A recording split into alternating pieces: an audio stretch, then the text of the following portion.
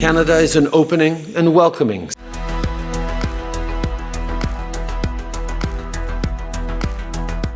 We need Canadian businesses to invest in training and technology and not increasing their reliance on low-cost foreign labor. It's not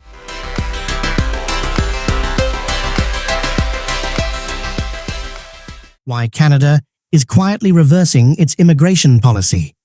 For decades, Canada has been known for its open immigration policies, often viewed as a dream destination for millions worldwide seeking better opportunities and a better life. The Canadian government has consistently emphasized the importance of building a diverse and inclusive society, and Canadians have long taken pride in this. In fact, Canada has one of the highest percentages of foreign-born populations among developed countries, far surpassing many other major nations. In just the past 2 years, Canada has welcomed nearly 1 million new permanent residents. This figure doesn't even account for the millions of temporary workers and international students from around the globe, spanning Asia, Europe, Africa, and Latin America. With such a high rate of immigration, Canada seemed to be leading the way in building a truly globalized nation. However, over the past year, the atmosphere surrounding immigration in Canada has started to shift significantly. Surprisingly, it's not just political debates about immigration that have intensified, but even Canadians themselves, who were once highly supportive of these policies, have begun expressing concern. The severe housing crisis that Canada is currently facing is seen as the primary reason. Citizens are worried that the population boom, driven by a strong wave of immigration, is placing immense pressure on infrastructure, especially in the housing sector.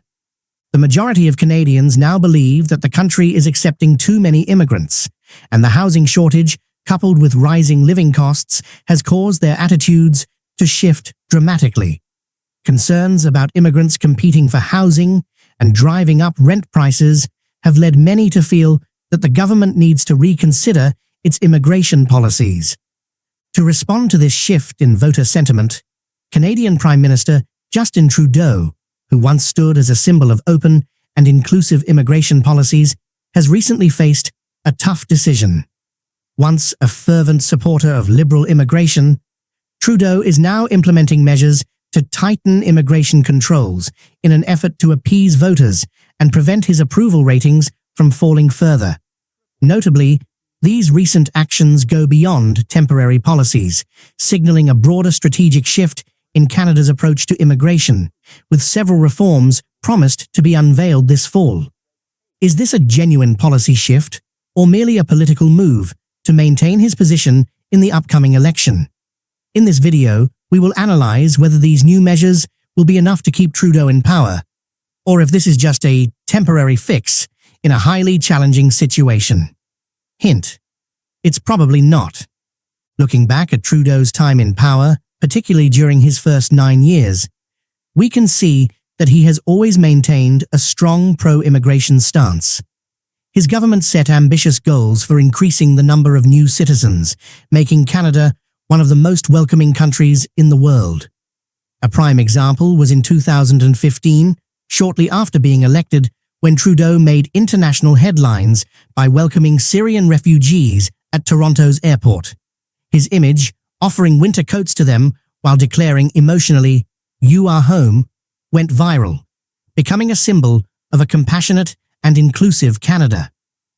Trudeau's immigration policies extended to refugee programs for war-torn countries like Syria and Ukraine, a move that many praised as humanitarian.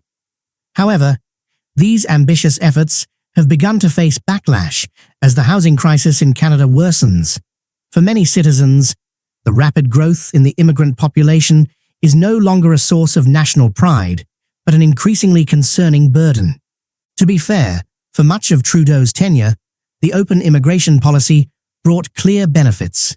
Immigrants contributed significantly to Canada's economic growth, supplementing the labor force and enriching the country's diverse culture.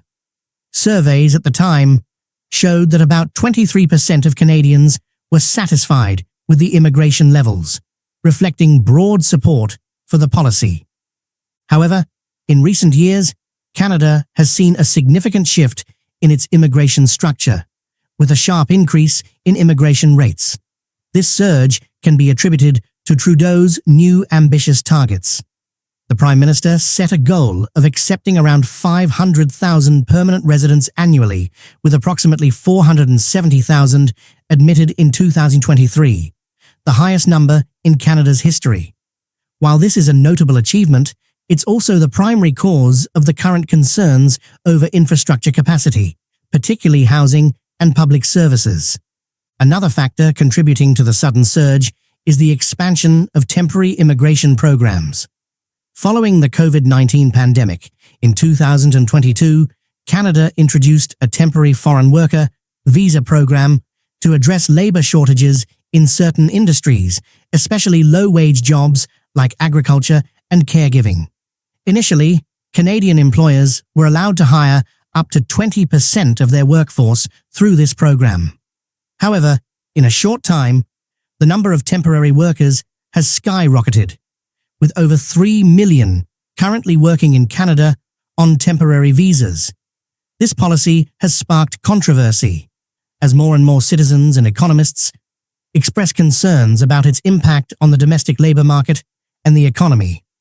Under mounting pressure, last week Trudeau decided to reduce the cap on temporary foreign workers to 10% in an attempt to calm public discontent and ease tensions. However, whether this measure will be enough to address the growing backlash remains a big question. This wave of temporary labour has masked a more serious economic issue. On the surface, Canada's economy appears to have recovered well after the pandemic, with one of the fastest GDP growth rates among G7 countries, second only to the US. However, upon closer inspection, we find that this growth has been largely driven by high immigration levels. In fact, Canada's GDP per capita has been steadily declining over the past 2 years and is now back to 2014 levels. This suggests that the economy is not truly growing sustainably, but is overly reliant on immigration. Trudeau has also faced pressure this year to limit the number of international students to 360,000 after the Minister of Immigration announced that student visas had become a gateway for abuse. This issue is not unique to Canada, as other developed countries like Australia and the UK have also implemented tighter student visa policies to control excessive immigration. Although universities and educational institutions have strongly opposed these changes, governments remain determined to implement them in order to ease the economic and social burdens. One of the international factors influencing Canada's immigration policy shift is the influx of temporary workers using Canada as a gateway to enter the US. These workers often choose to cross the northern border between Canada and the US, particularly in the Swanton area, a stretch of border from eastern New York through Vermont and New Hampshire. The US government, ahead of the November election, has begun to show frustration with this situation. The number of encounters between migrants and US Border Patrol, a key measure of illegal immigration into the US, has surged to over 3,000 per month, compared to only about 100 previously. Robert Garcia, head of the Border Patrol in the Swanton sector, declared that in just the past 10 months, the number of migrants apprehended in this area has surpassed the total for the previous 13 years combined. This highlights an increasingly serious border security issue, and the challenge of controlling the flow of migrants from Canada into the US President Biden's administration, with an election looming, is unlikely to want any additional tensions related to immigration, a topic already fraught with challenges in US foreign policy. As a result, pressure from the US is also influencing Canada's immigration policies. However, the main reason for Trudeau's immigration policy shift stems from domestic pressure. Trudeau's Liberal Party, once widely supported, is now facing a significant drop in approval from Canadian voters. The Prime Minister is going through one of the toughest periods of his political career, with as much as 67% of Canadians disapproving of him, while only 28% express support. This marks a dramatic shift compared to his early years in power, when Trudeau was seen as a young, innovative, and popular leader. More concerning for Trudeau is the widening lead of the Conservative Party, Canada's main opposition, which has now grown to a 17-point advantage in national polls. This is the largest lead the Conservatives have held since 1988, and notably, the support for the Conservatives is coming from younger voters, a group that was once a strong ally of the Liberal Party. When Trudeau first came to power, voters aged 18 to 35 were twice as likely to vote for the Liberal Party than for the Conservative Party. But now, that ratio has nearly reversed, with nearly 40% of young voters indicating they would vote for the Conservatives in the next election, which is expected to take place next year. Losing support from young voters, who helped Trudeau win previous elections, is a clear sign that he and the Liberal Party are facing a serious political crisis.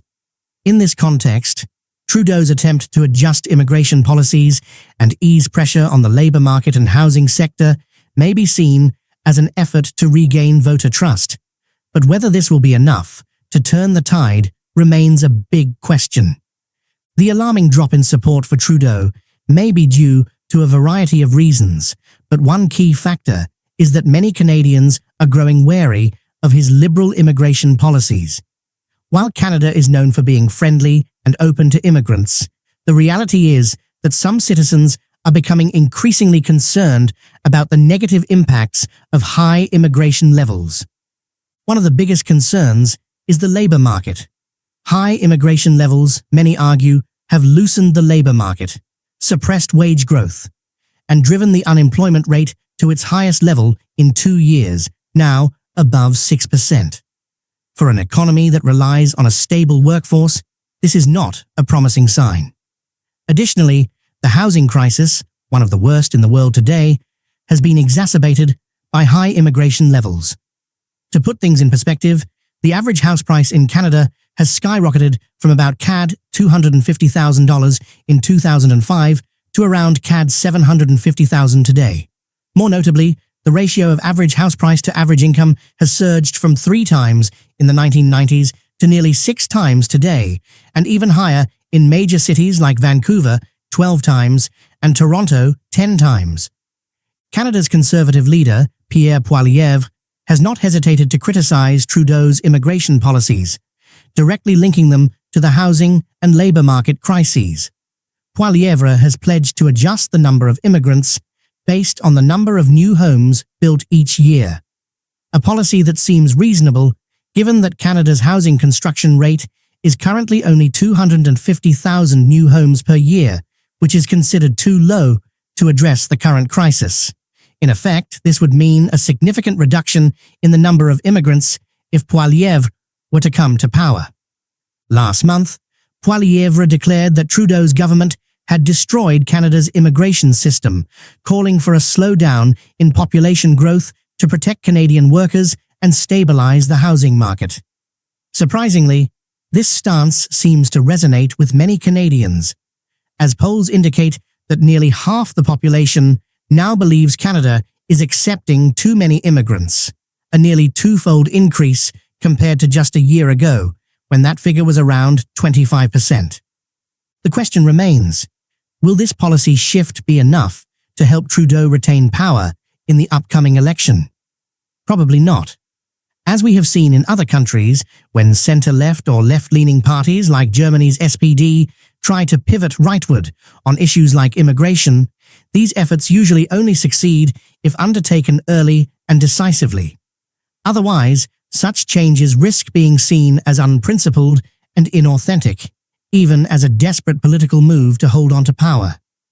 In Canada, Trudeau's immigration policy adjustment has only happened recently and may be too late to change voters' opinions. Moreover, it may not be strong enough to restore the trust of those who already feel let down by previous policies. Trudeau now faces opposition not only from the right, but also from Liberal loyalists who are gradually losing faith in him.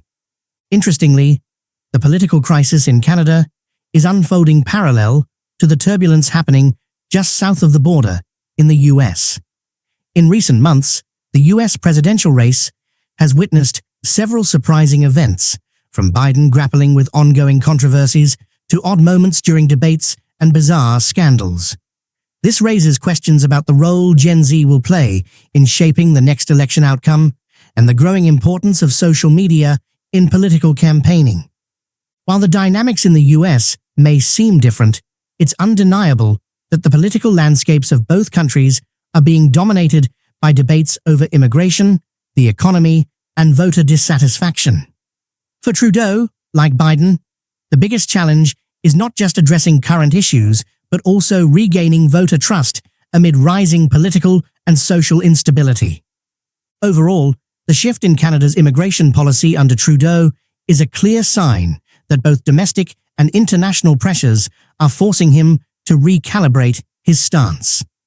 From the housing crisis to economic concerns and voter dissatisfaction, all are contributing to a complex political picture that won't be easy to resolve.